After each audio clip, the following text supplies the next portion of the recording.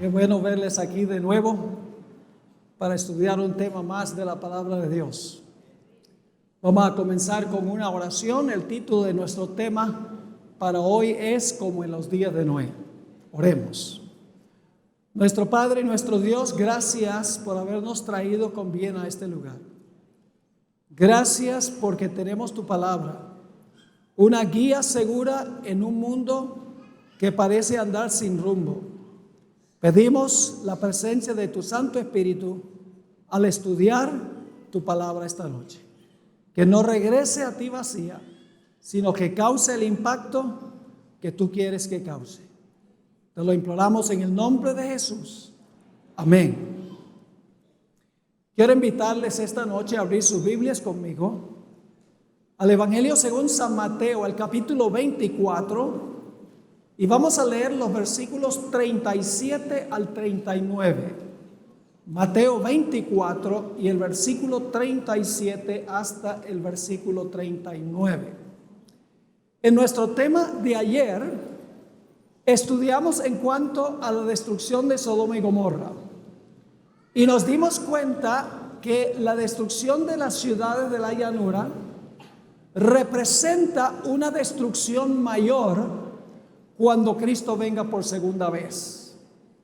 El tema que vamos a estudiar esta noche es similar al que estudiamos anoche, solo que no vamos a hablar de Sodoma y Gomorra, sino que vamos a hablar del diluvio.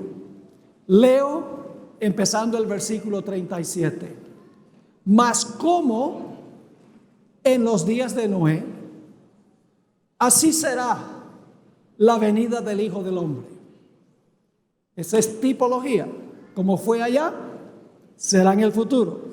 Versículo 38. Porque como en los días antes del diluvio, estaban comiendo y bebiendo, casándose y dando en casamiento, hasta el día en que Noé entró en el arca. Y no entendieron hasta que vino el diluvio y se los llevó a todos. Así será también la venida del Hijo del Hombre.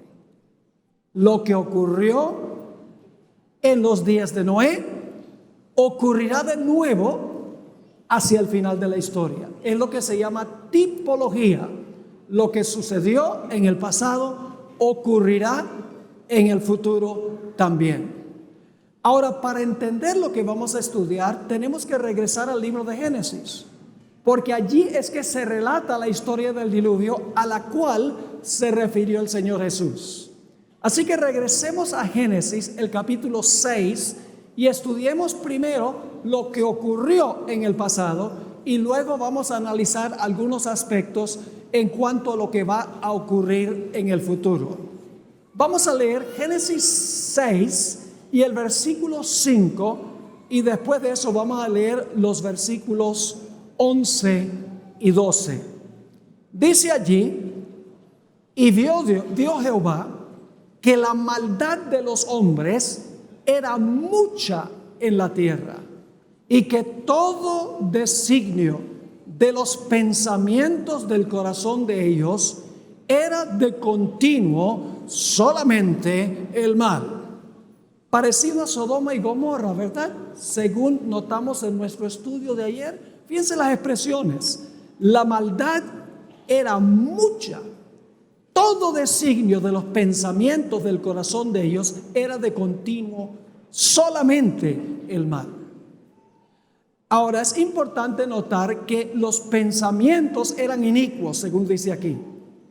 Pero el pensar mal lleva a actuar mal.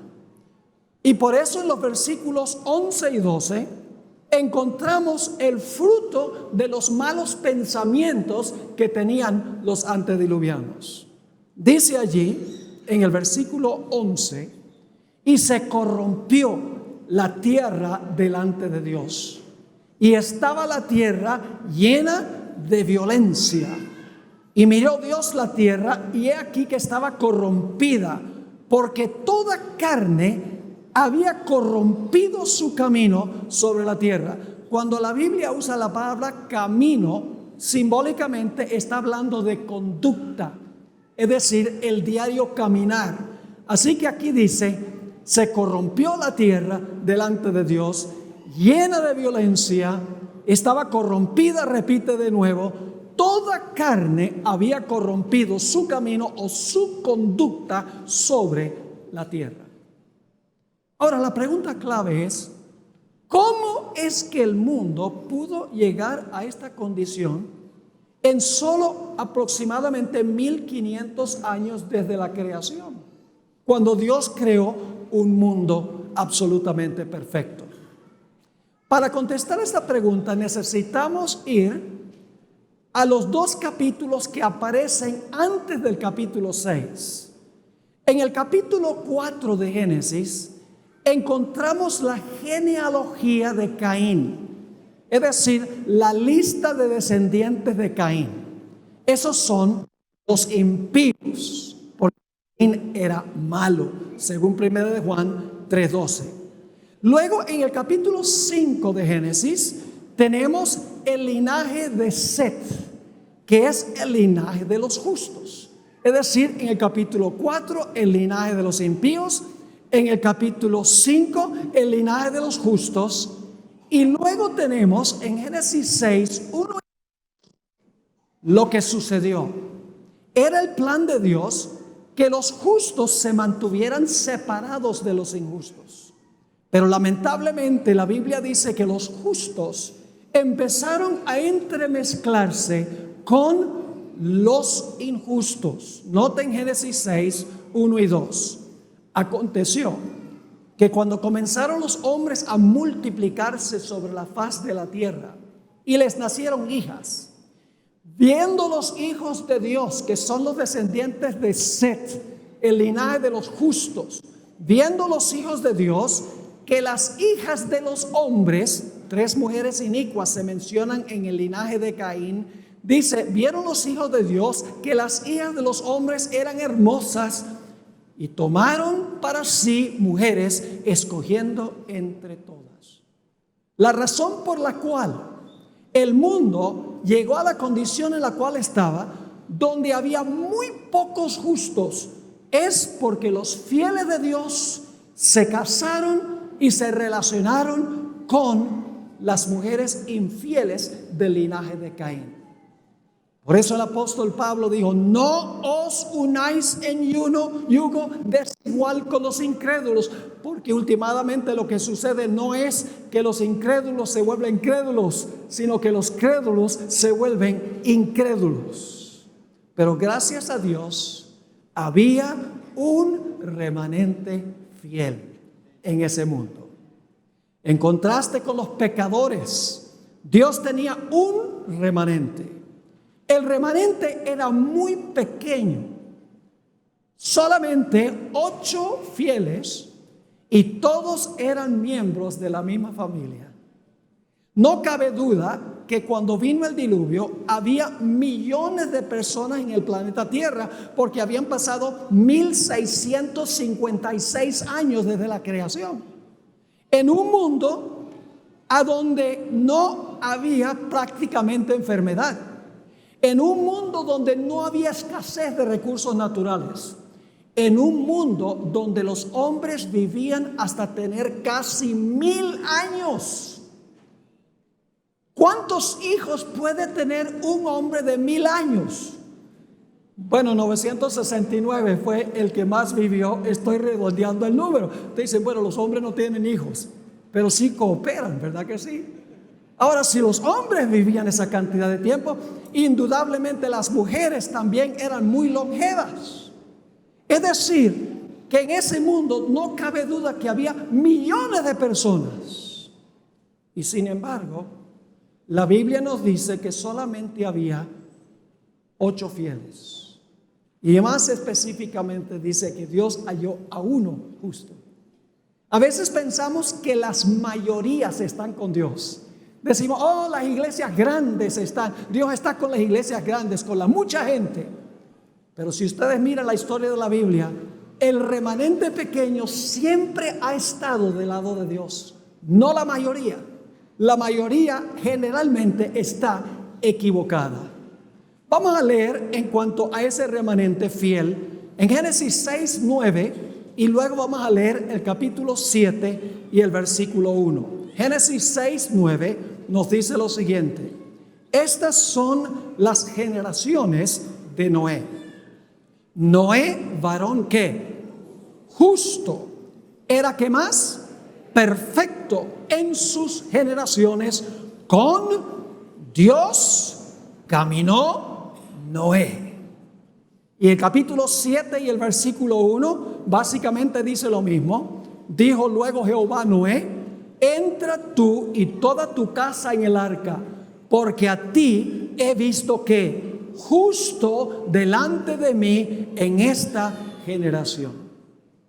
Así que el relato bíblico nos dice que había uno justo, y como la cabeza de la familia representaba a toda la familia, Noé y su familia estaban entre los justos. Así que por causa de la maldad de esa sociedad, donde habían disminuido los fieles hasta un pequeño remanente, Dios decidió que había llegado el momento de limpiar la tierra del pecado y de los pecadores. Pero antes que Dios destruyera el mundo y a los pecadores, Dios dio un periodo de oportunidad o de gracia. Génesis 6 y el versículo 3 nos dicen cuánto tiempo duró ese periodo que Dios estableció de oportunidad para salvarse. Dice allí en Génesis 6, 3: y dijo Jehová: no contenderá mi espíritu con el hombre para siempre. Es decir, la paciencia de Dios tiene límite. La misericordia de Dios tiene límite. Lo vemos en esta historia del diluvio. Porque dice: no contenderá mi espíritu con el hombre para siempre. Porque ciertamente él es carne. Mas serán sus días, ¿cuánto? 120 años. Así que Dios dijo: le voy a dar a esta civilización 120 años de misericordia y de gracia para que se arrepientan y cambien sus caminos. Pero ¿cómo sabría esa gente que Dios le iba a dar ese periodo si no había quien predicara ese mensaje? Así que Dios levantó a este hombre fiel, a Noé, para que predicara el mensaje a esa sociedad antediluviana.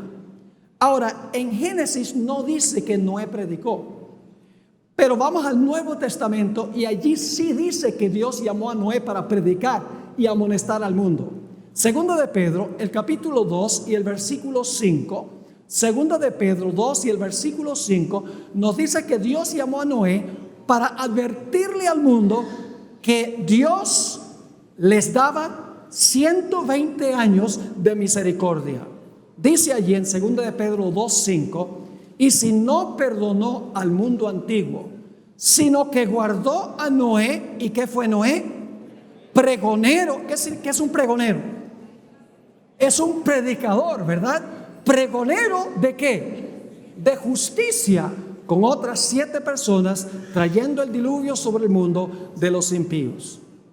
Ahora, el mensaje también iba acompañado del poder del Espíritu Santo. Es decir, el mensaje de Noé no solamente fue un mensaje de él, el Espíritu Santo acompañó su mensaje. Y usted dice: ¿dónde dice eso? Volviendo otra vez a Génesis 6 y el versículo 3, Génesis 6 y el versículo 3: y dijo Jehová: no contenderá mi ¿qué? Mi espíritu con el hombre para siempre, porque ciertamente él es carne, mas serán sus días 120 años. Así que mientras Noé predicaba, el Espíritu Santo estaba impresionando los corazones de la gente que vivía en esa sociedad para que se arrepintieran y cambiaran sus caminos. El mensaje de Noé tuvo poder porque iba acompañado del poder del Espíritu Santo. Pero Noé no solamente predicó. No solamente predicó, sino que también construyó un arca. Mostró su fe por sus obras. Note lo que dice en Hebreos 11 y el versículo 7. Hebreos 11 y el versículo 7. Noé demostró que él tenía fe en lo que Dios le dijo, que iba a haber un diluvio, porque él implementó, fue a buscar los serruchos, fue a buscar los clavos para cortar la madera y construir el arca. Dice allí en Hebreos 11 y el versículo 7, por la fe Noé, cuando fue advertido por Dios acerca de las cosas que aún no se veían, con temor, ¿qué hizo? Preparó el arca en que su casa se salvase, y por esa ¿qué? Por esa fe condenó al mundo y fue hecho heredero de la justicia que viene por la fe. ¿Qué clase de fe tenía Noé? Una fe que una fe que obra. Si Noé hubiera dicho, viene un diluvio, el mundo se va a llenar de agua, y la gente dice, ¿qué vamos a hacer? Y él dice, Dios proveerá. La gente como que no le hubiera creído mucho. Pero a pesar de que nunca había llovido, Noé predicó que iba a venir un diluvio y que iba a inundar toda la tierra. Ahora, permítame decirles algo en cuanto al mundo antes del diluvio. Nunca había llovido. En la creación, según Génesis 1:2, el planeta Tierra estaba completamente cubierto de agua antes de la creación. En Génesis 1:7 nos dice que Dios, el segundo día de la creación, tomó parte del agua que cubría el planeta y la colocó arriba para que la tierra fuera como un invernadero, y tomó parte del agua y la colocó debajo de la tierra. Se conoce como las ventanas del cielo y las fuentes del gran abismo. Ahora, ¿por qué colocó Dios esa capa de agua o de vapor encima de la tierra? Para que hubiese un clima uniforme. ¿Por qué colocó el agua debajo de la tierra? Para tener un sistema de riego automático. En Génesis, el capítulo 2 y el versículo 5 y 6 dice que a ciertas horas del día subía un vapor de la tierra que regaba la tierra. Es decir, la tierra no era regada por lluvia, la tierra era regada por un sistema de riego automático. En el diluvio, Dios no tuvo que inventar agua.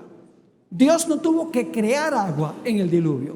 Lo único que tuvo que hacer Dios es hacer caer el agua que estaba arriba y traer hacia arriba el agua que estaba abajo para inundar el planeta como había sido antes de la semana de la creación. Así que ustedes pueden imaginarse Noé.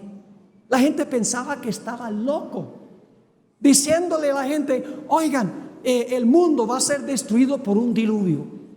Y la gente dice, esa palabra no está en nuestro vocabulario. Esa palabra no está en el diccionario. ¿Qué significa? Significa que Dios va a llenar el mundo de agua como estaba antes de la creación. Dicen ellos, qué ridículo. Si nunca ha llovido. La forma en que se riega la tierra es que sube un vapor de la tierra. Noé, tú estás loco. Lo que estaba diciendo Noé era anticientífico, antirracional, antihistórico. Y sin embargo, Noé mostró su fe. No solo predicó que venía un diluvio, sino que construyó un arca en tierra seca, porque demostró que creía que venía un diluvio como Dios había dicho. Así que Noé predicó por 120 años. Llegó hacia el final de los 20 años. Y Dios hizo un gran milagro cuando Noé terminó de construir el arca. En Génesis 7 y el versículo 15 y 16, Génesis 7 y el versículo 15 y 16, nos dice que Dios le mandó a los animales que vinieran de dos en dos a Noé, quien estaba en el arca. La versión de Hollywood no funciona. En la versión de Hollywood, los hijos de Noé tienen sogas en los animales y están arrastrando a los animales para meterlos en el arca. Pero noten lo que dice la Biblia en cuanto a los animales. Dice en el versículo 15, vinieron pues con Noé al arca, de dos en dos, de toda carne en que había espíritu de vida. Y los que vinieron, macho y hembra de toda carne, vinieron como le había mandado Dios. Imagínense, los animales obedecieron a Dios y los seres humanos no. Así que una vez que entraron todos los animales en el arca, Noé se paró en la puerta del arca e hizo un último llamado a esa civilización. Predicó, por así decirlo, su último sermón. ¿Y cuántos aceptaron el mensaje? Nadie. Por lo tanto, ahora Noé y su familia entraron al arca y vamos a ver en un momento que se cerró la puerta. Cuando se cerró la puerta, el Espíritu Santo dejó de contender con los corazones de los seres humanos. Vamos a leer en cuanto al cierre de la puerta. Noé no cerró la puerta. ¿Quién cerró la puerta? Dios cerró la puerta. Dice allí en Génesis 7:16, y los que vinieron, macho y hembra, de toda carne vinieron, como le habían mandado Dios. Y luego, ¿qué dice? Y Jehová le cerró la puerta. Cuando esa puerta se cerró, todos los casos estaban decididos para vida o para muerte. Los que estaban dentro del arca estaban salvos, los que estaban fuera del arca estaban perdidos. No había forma de cambiar de lado. El destino de cada uno estaba ya fijo. Y sin embargo, algo muy interesante. Noé predicó 120 años. Imagínense una campaña evangelística de estas que dura 120 años. Si Noé hubiera trabajado con una institución hoy en día como evangelista, ya lo hubieran votado. Porque predicó 120 años y el fruto fueron 7 personas y todas eran miembros de su propia familia. Es decir, la vasta mayoría, millones y millones, rechazaron el mensaje. Y dentro del arca había solamente un pequeño remanente fiel. Así que se cerró la puerta. Y enseguida comenzó a llover. No comenzó a llover enseguida. Noten Génesis 7 y el versículo 10. Génesis 7 y el versículo 10. Aquí está hablando Dios a Noé y dice: porque pasados aún 7 días, yo haré llover sobre la tierra 40 días y 40 noches, y raeré de sobre la tierra, la faz de la tierra, a todo ser viviente que hice.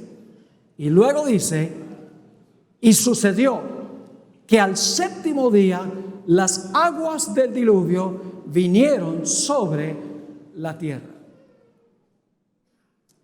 Ahora tenemos que hacernos una pregunta. ¿Por qué es que después que se cerró la puerta, Dios permitió que pasaran 7 días, Noé y su familia en el arca y los impíos vivos afuera del arca? La respuesta es muy sencilla. ¿Creen ustedes que la fe y la confianza de Noé y su familia en la palabra de Dios fue severamente probada durante esos 7 días? Imagínense, pasa un día, cielo azul. 2 días, cielo azul. 3er día, 4º día, 5º día, 6º día. Cada día que pasa, la fe de Noé y su familia en la palabra de Dios es severamente probada. ¿Cómo creen ustedes que se portaron los que estaban fuera del arca por cada día que pasó? Cada día más altaneros, cada día más violentos. Es decir, la fe de los de adentro fue probada cuando se cerró la puerta, y los impíos se volvieron cada vez más altaneros durante esos 7 días. ¿Saben por qué es que Dios permitió que pasaran 7 días? Porque Él quería enseñar que como en los días de Noé, así será la venida del Hijo del Hombre. Vamos a ir a eso en unos momentos. Pero recuerden, que la razón por la cual Dios permitió que pasaran 7 días era para probar la fe y la confianza de Noé y su familia en la palabra de Dios, y al mismo tiempo para permitir que los impíos tuvieran su día de victoria. Y luego, después de los 7 días, vino el agua. Vamos a leer Génesis 7 y el versículo 11.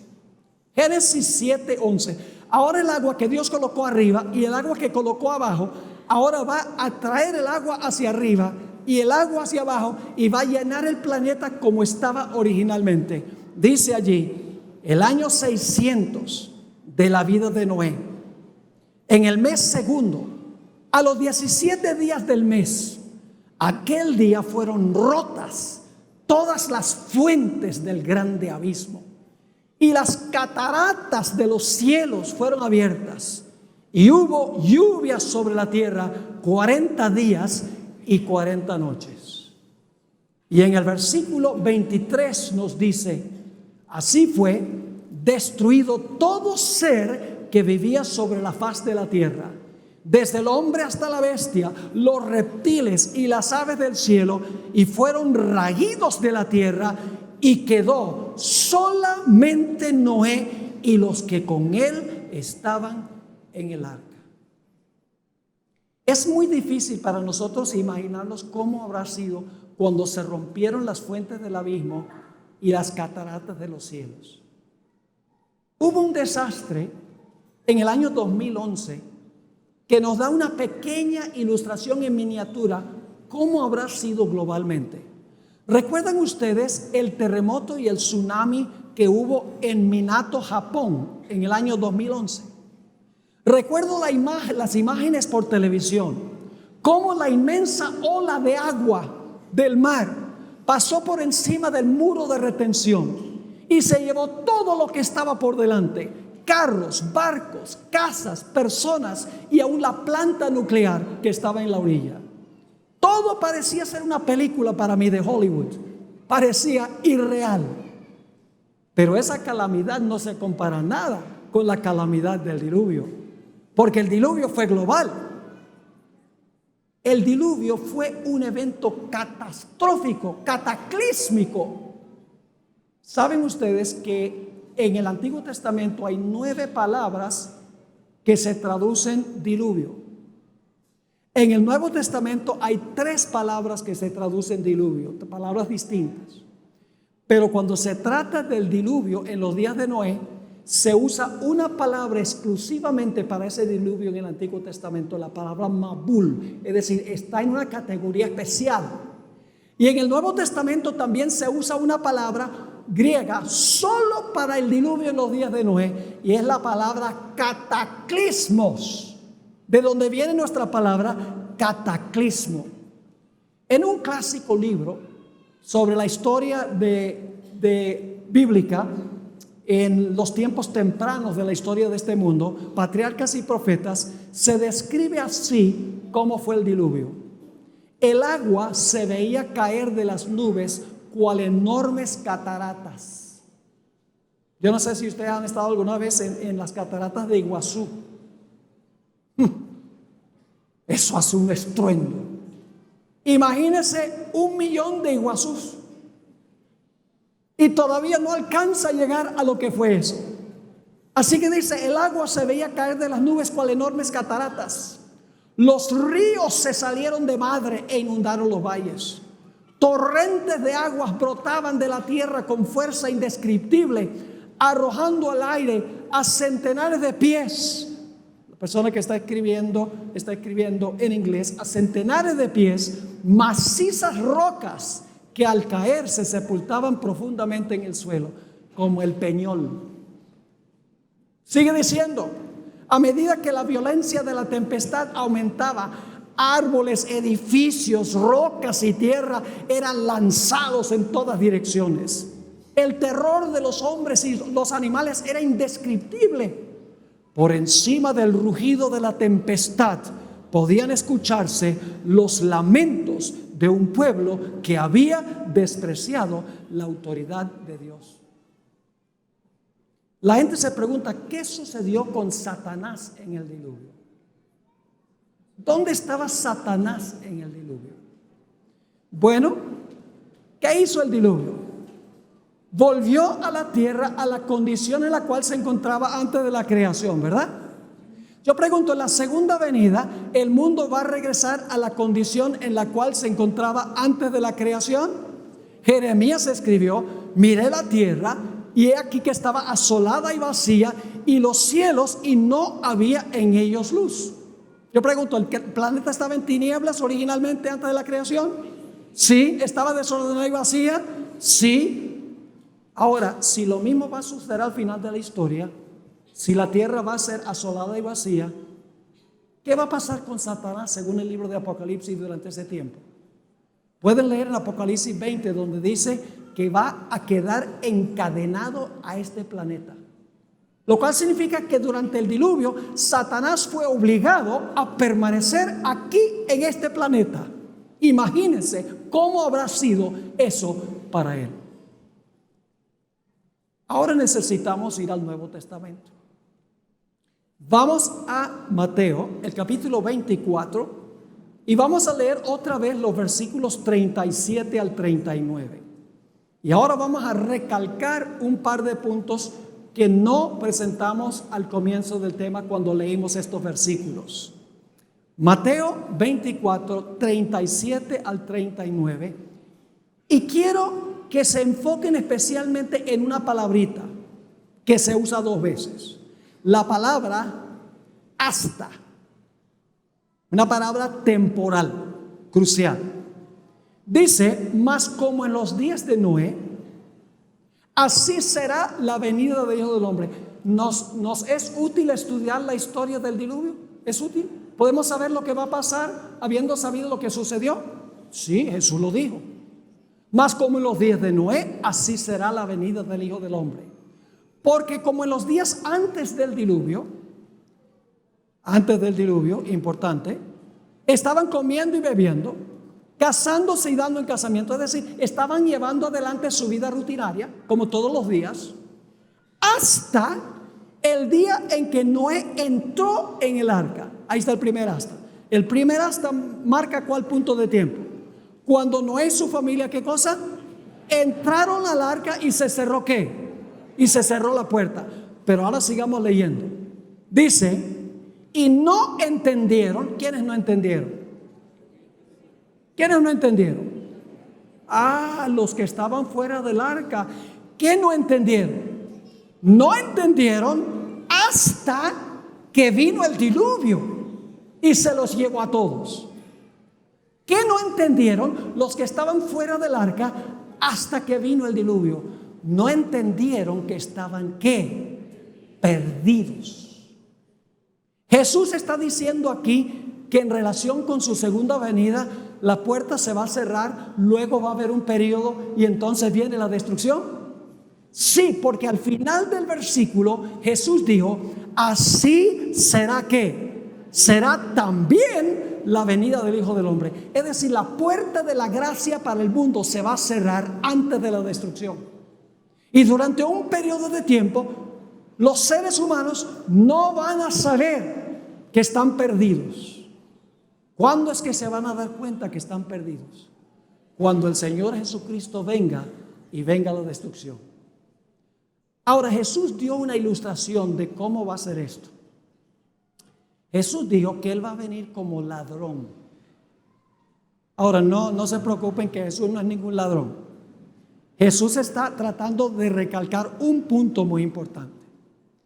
Él dice, yo vengo como ladrón. Y mucha gente cree, bueno, esa es la segunda venida de Jesús. Pero en realidad no. Y ustedes dicen, ¿cómo es eso? Bueno, vamos a pensar de la venida de un ladrón. Es el mes de diciembre, donde hace frío aquí en Medellín. ¿Verdad que sí? Un poco más frío en diciembre. A pesar del cambio climático, ¿verdad? Un poquito menos. Está soplando el viento. Han trabajado todo el día.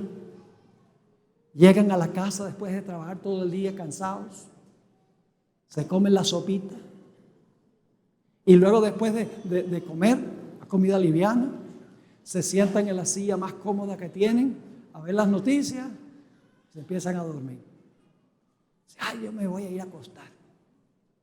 Y la persona va y se acuesta. Debajo de las cobijas, calienticos. Y cuando está debajo de las cobijas, se me olvidó trancar la puerta. Esto está tan calientico y tan cómodo aquí.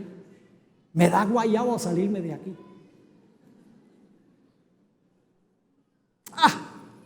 Yo llevo viviendo 25 años en esta casa y nunca ha venido el ladrón. Y la persona se queda en la cama y esa noche llega el ladrón. A medianoche. ¿Y la gente en la casa qué está haciendo? Todos están durmiendo. Y el ladrón entra a la casa, se roba el televisor, el iPad, la computadora, el dinero, todo lo que consigue y se va. Los que están en la casa entendieron que llegó el ladrón. No entendieron que llegó el ladrón. ¿Por qué? Porque estaban dormidos. Por eso Jesús dijo, velad. Porque no saben cuándo la puerta se va a cerrar. ¿Cuándo es que la familia descubre que el ladrón vino? Descubren que el ladrón vino por la mañana cuando se despiertan, pero ya es demasiado tarde. ¿Están entendiendo lo que está diciendo Jesús? Es decir, la puerta de la gracia es la llegada del ladrón. Como se cerró la puerta antes del diluvio, se va a cerrar la puerta de la gracia para el mundo. Así como la fe de Noé y su familia fue severamente probada en una tribulación, de la misma manera el pueblo de Dios en la tierra pasará por lo que Jesús llamó como la gran tribulación. Y así como los impíos se volvieron cada vez más altaneros contra Noé y su familia, de la misma manera los impíos se van a volver altaneros contra el pueblo de Dios. No sabiendo los impíos que están perdidos, sino hasta que venga la destrucción. Ahora quiero compartir con ustedes un ejemplo que ustedes van a entender, no los súper jóvenes, sino los que estaban vivos en noviembre de 1985 y habían alcanzado la edad de la razón. Yo pregunto, ¿será posible que se va a cerrar la puerta de la gracia en la tierra y va a tomar a la gente por sorpresa? ¿Ustedes creen que va a tomar a la mayoría de la gente por sorpresa? Sí. Ahora escuchen. El miércoles 13 de noviembre de 1985, la ciudad de Armero quedó completamente sepultada, como ustedes saben, por una avalancha de barro causada por la erupción del volcán Nevado del Ruiz. Los habitantes de la ciudad, yo he visitado ese lugar y he hablado con personas que viven allí ahora. Los habitantes de la ciudad estaban confiados de que si hubiese una erupción del volcán, el barro seguiría el cauce del río que se mueve hacia el occidente de la ciudad. Pero no contaban con que una gigantesca piedra iba a desviar el cauce del río hacia la ciudad de Armero. En esa sola noche perecieron 22,000 personas. La pregunta clave es esta: ¿podría haberse evitado esta trágica pérdida de vidas? ¿Acaso no había señales de un desastre inminente? La respuesta es que sí hubo abundantes señales. ¿Por qué entonces la gente fue tomada por sorpresa si había señales? El día después del desastre, en el periódico El Espectador, apareció un artículo escrito por Rodolfo Rodríguez Calderón y el título del artículo era "Un desastre anunciado". El artículo demuestra claramente que todos los habitantes de Armero podrían haber salvado sus vidas si tan solo hubieran prestado atención a las señales de un desastre anunciado. El problema es que la gente escogió ignorar las señales y las advertencias. ¿Cuáles eran las señales? Les comparto lo que decía este artículo el día después del desastre. 11 meses antes del desastre, la montaña había comenzado a echar humo. Debido al calor intenso, la capa suave de nieve que cubría la cima de la montaña se convirtió en una sólida masa de hielo. El nivel del agua de los ríos y las quebradas aumentó marcadamente debido a la cantidad de nieve que se estaba derritiendo. La fumarola de ceniza, que el primer día alcanzó 50 metros, luego aumentó 2 días después a 300 metros, el día antes del desastre había subido a una altura de 5.500 metros. El 11 de septiembre la tierra comenzó a temblar en una intensidad de 3 en la escala de Mercalli. En ciertas ocasiones los que sobrevivieron dijeron que podían escuchar el rugido de la montaña.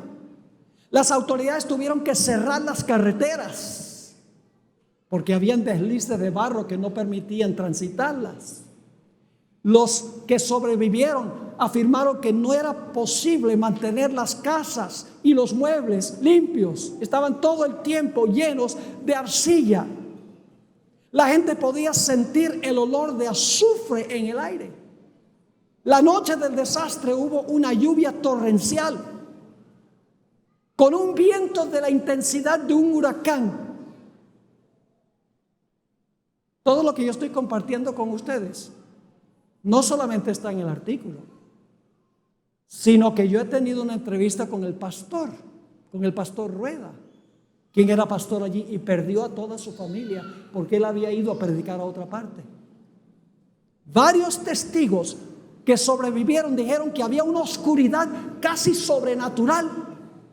Yo pregunto, ¿había señales de que venía un desastre? Sí, pero la gente escogió ignorar las señales. Y la pregunta es, ¿por qué escogieron ignorar las señales? Por la misma razón que la gente antes del diluvio escogió ignorar el mensaje de Noé. Decidieron escuchar las voces de los expertos que decían que no podía suceder. En el mismo artículo que yo les mencioné del Espectador, a las 7 de la noche, y no voy a mencionar los nombres, tengo los nombres de todos los personajes, pero no lo voy a mencionar, el sacerdote de la ciudad anunció por radio: no hay razón para tener pánico, por favor conserven la calma. La defensa civil en un mensaje oficial por radio afirmó: no hay razón para preocuparse. El obispo del pueblo le advirtió al pueblo que tuviera cuidado con los fanáticos que querían dejar la impresión de que había un desastre inminente. El alcalde de la ciudad dijo: no se preocupen. Después del desastre, el gobernador del departamento del Tolima afirmó: el desastre no se podría haber predicho de antemano. El científico colombiano Jaime Villegas Velázquez dijo: este volcán nunca estallará, nada va a pasar. Tengan cuidado con las especulaciones y las exageraciones. El secretario de Minas dijo: nada pasará. Aún el geólogo norteamericano Daryl Hurd había dicho: es muy improbable que la ciudad pueda ser sepultada por rocas, lava o barro. El Comité Regional de Emergencias esa misma noche impartió el siguiente mensaje: no esperen que las ventanas se quiebren. No esperen oscuridad ni lava corriendo cuesta abajo. No esperen una gran cantidad de ceniza, entre otras cosas. En vez de prestar atención al mensaje de las señales, decidieron hacerle caso al mensaje de los tales llamados expertos. Los habitantes de Armero no sabían que la puerta de la gracia para ellos se había cerrado. El barro se llevó prácticamente a todos, y como en el diluvio quedaron pocos. El Señor Jesucristo nos advirtió de que nosotros debemos aprender lecciones de experiencias como estas. En Marcos 13, 33 al 37, El Señor Jesucristo dijo lo siguiente, y hay una palabrita muy importante que se repite varias veces. Jesús dijo: pero de aquel día y de la hora nadie sabe, ni aun los ángeles que están en el cielo, ni el Hijo, sino el Padre. Mirad, ¿qué más? Velad, ¿qué más? Y orad, porque no sabéis cuándo será el tiempo. Es como el hombre que, yéndose lejos, dejó su casa y dio autoridad a sus siervos y a cada uno su obra, y al portero mandó que velase. Es decir, significa estar despiertos. Luego Jesús dijo, versículo 35, velad pues, porque no sabéis cuándo vendrá el Señor de la casa, si al anochecer, o a la medianoche, o al canto del gallo, o a la mañana, para que cuando venga de repente no os halle durmiendo. Y lo que a vosotros digo, a todos lo digo, ¿qué cosa? Velad. Eso significa prestar atención a las señales que están ocurriendo. La gente secular dice, esa idea de que el Señor Jesucristo va a venir en una nube en el cielo, eso es un mito. ¿Quién va a creer eso? Eso nunca ha pasado. Es anticientífico. Nunca ha sucedido en la historia. Es ilógico, es irrazonable. Y mucha gente, tal vez la mayoría de la gente en el mundo, se come el cuento y dice, de verdad que eso parece un cuento de hadas. Lo mismo decían en los días de Noé. Ahora, ya para terminar, mis queridos hermanos y amigos, nadie sabe cuándo se va a cerrar la puerta de la gracia para el mundo. Pero yo quiero decirles que hay dos puertas de la gracia que se cierran. Una puerta que se cierra es aquella de la cual hemos hablado, cuando se va a cerrar la puerta de la oportunidad para todo el mundo. Cuando ya se ha predicado el Evangelio con el poder del Espíritu Santo, el pequeño remanente ha aceptado el mensaje, la vasta mayoría lo ha rechazado, y entonces llega el momento cuando todos han tomado su decisión, que se va a cerrar la puerta de la gracia para todo el mundo. Y los salvos estarán salvos y los perdidos estarán perdidos. Pero hay otra puerta de la gracia. Es un cierre de la puerta individual de la gracia. Escuchen bien. Si yo llegase a morir esta noche, mi puerta de la gracia se cerró. Así que si yo no llego al cierre de la gracia para el mundo, pero llegase a morir esta noche, mi puerta de la oportunidad se cerró. En Hebreos 9:27 dice algo muy interesante. Hebreos 9 y el versículo 27 dice: y de la manera que está establecido para los hombres, que mueran, ¿qué? Que mueran una sola vez, y después de esto, ¿qué cosa? El juicio. Todo ser humano, con la excepción de los que estarán vivos cuando Jesús venga, van a morir. Y después de su muerte viene el juicio de su caso. Después de la muerte no hay oportunidad de cambiar de lado. La puerta individual de la gracia en ese momento se cerró. Pensamiento solemne, que si no llegamos al cierre de la gracia para el mundo, pero si llegamos al cierre de la gracia individual, sucederá exactamente lo mismo. Pero yo quiero decirles, gracias a Dios, que Dios nos ha dado un camino de escape, que si nosotros llegásemos a morir, podemos estar absolutamente seguros. Y ustedes dicen, ¿cuál es ese? Vamos a 1 Tesalonicenses 4, 15 al 17. 1 Tesalonicenses 4, 15 al 17. Va a haber dos clases de personas que murieron. Están los muertos que murieron fuera de Cristo y los muertos que murieron en Cristo. Los que mueren fuera de Cristo son como los que vivieron antes del diluvio y estaban fuera del arca. Fíjense lo que dice aquí en cuanto a la segunda venida. Por lo cual os decimos esto en palabra del Señor, que nosotros que vivimos, que habremos quedado hasta la venida del Señor, no precederemos a los que durmieron. Es decir, los que están vivos no van a ir al cielo antes que los que murieron en Cristo. Versículo 16. Porque el Señor mismo, ¿quién es el Señor mismo? Jesús, muy bien. Porque el Señor mismo, con voz de mando, con voz de arcángel y con trompeta de Dios, descenderá ¿de dónde? Del cielo. Y ahora escuchen esto. Y los muertos en Cristo resucitarán primero. ¿Los que mueren en Cristo tienen razón de temer? No. ¿Saben? Yo viajo mucho por avión. Estoy por cumplir ahora casi 7 millones de kilómetros desde el año 1991 en una sola empresa aérea. Y la gente me pregunta, dice, pastor, ¿usted no tiene miedo de montarse en un avión? Y yo les digo, no, ¿por qué? Porque se puede caer el avión. Le digo, sí, ¿cuál es el problema? Se muere. Le digo, sí, ¿cuál es el problema? ¿No tiene miedo de morir? No, porque estoy en Cristo.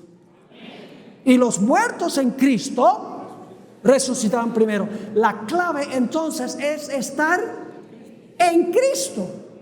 Y si morimos, nuestro caso está seguro. Ahora la pregunta clave es, ¿cómo podemos nosotros estar en Cristo? ¿En qué momento es que llegamos a estar en Cristo? Gálatas 3, 26 y 27. Gálatas 3, 26 y 27. Aquí nos dice en qué momento oficialmente nosotros llegamos a estar en Cristo. Dice lo siguiente: pues todos sois hijos de Dios por la fe en Cristo Jesús. Porque todos los que habéis sido ¿qué? Bautizados en Cristo, de Cristo estáis revestidos. ¿Cuándo es que Cristo me cubre con el manto de su justicia para que yo esté en Él? En el momento del bautismo. Y ustedes dicen, ¿por qué en ese momento? Les voy a repetir algo que dije en una presentación anterior. El bautismo bíblico es un bautismo de adultos, o por lo menos de personas que han alcanzado la edad de la razón, porque la Biblia dice que es necesario arrepentirse y bautizarse.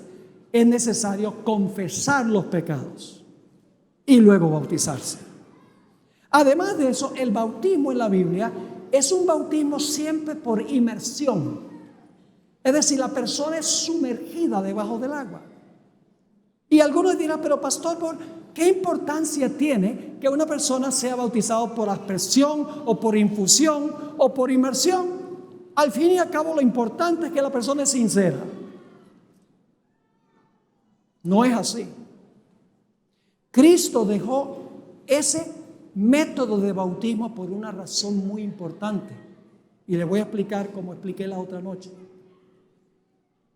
Señor Jesucristo, cuando colgó en la cruz, dijo, consumado es, y dejó de respirar. ¿Qué hizo Jesús mientras estaba en el sepulcro? No respiró. ¿Qué fue lo primero que hizo cuando salió del sepulcro? Respiró de nuevo. Murió, fue sepultado y resucitó. Ahora escuchen bien. Cuando una persona se bautiza por inmersión, sumergido debajo del agua, en miniatura está repitiendo la experiencia de Jesús. Porque antes de que el pastor ponga al candidato debajo del agua, él dice, yo te bautizo en el nombre del Padre, el Hijo y el Espíritu Santo, que es lo último que hace el candidato antes que el pastor sumerja a esa persona. Deja de respirar. ¿Y qué hace mientras está debajo del agua? No respira. ¿Y qué es lo primero que hace cuando sale? Respira de nuevo. Está incorporándose en Jesús. En miniatura está siendo incluido en Cristo Jesús.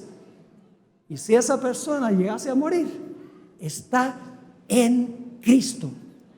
y no tiene nada que temer. Y eso se aplica también a los que estarán vivos cuando Jesús venga.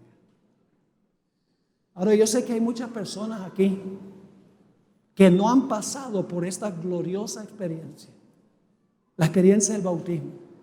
Y a veces yo digo, ¿por qué razón hay que rogarle a la gente que tome su decisión de bautizarse? Si es el más grande privilegio que uno puede tener, ser sepultado con Cristo, incluido con Cristo, estar en Cristo. ¿Qué cosa más importante puede haber que esa? Por eso cuando Pedro predicó su sermón el día del Pentecostés, ni siquiera tuvo que hacer un llamado, porque la Biblia dice que 3,000 individuos vinieron y dijeron, bueno, Pedro, ¿qué tenemos que hacer? Y Pedro les dijo, arrepiéntanse y bautícese cada uno de ustedes en el nombre de Jesús para perdón de los pecados y recibiréis el Espíritu Santo. Imagínense qué bendiciones, perdón de los pecados y además de eso recibir el Espíritu Santo en la vida para vivir una vida semejante a la de Jesús.